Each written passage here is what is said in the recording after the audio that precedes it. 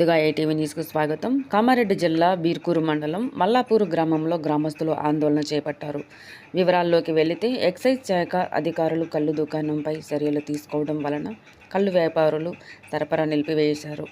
తద్వారా గ్రామంలో తీవ్ర ఇబ్బందులకు గురవుతున్నామంటూ గ్రామస్తులు ఆందోళన చేపట్టారు.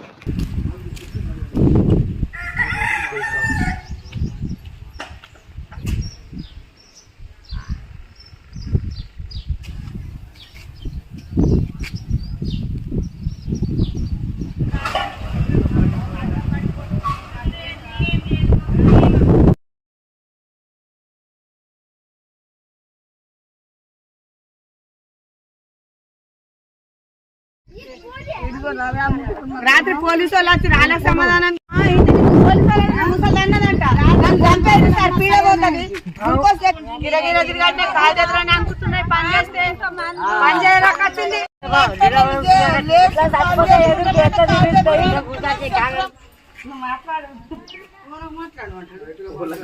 మాట్లాడు ఎటన్నా పోయి ఎటన్నా చచ్చిపోతాం.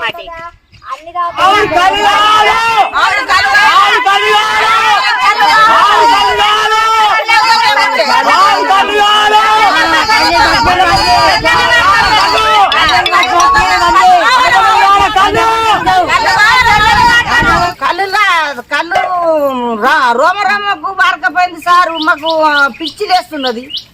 మాకైతే రోజు 2 చిస 1 చిస దాగి బుక్కెడు బోదింటాం ముసళ్ళు. ఆ ముసలి పడిపోయింది, ఆ ముసలోడు పడిపోయింది నిన్న మొన్న. అందరం దాక్కుంటారు. ఇప్పుడు రోమకు అప్పుడు 1 పరి 8 పిసలు వేసి మంది అంటారు చచ్చిపోయారే మన మంది.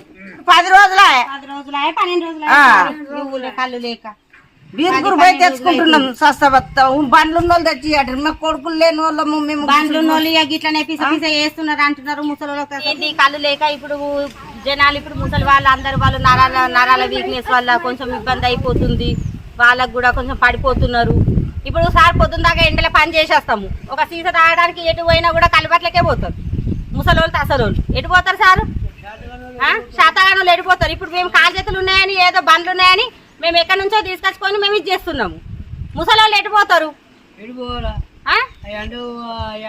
ఎండలు ఏమైనా తోడం కొడుతున్నాయి సార్? 15 రోజులు అవుతుంది మా ఊరికి రాక.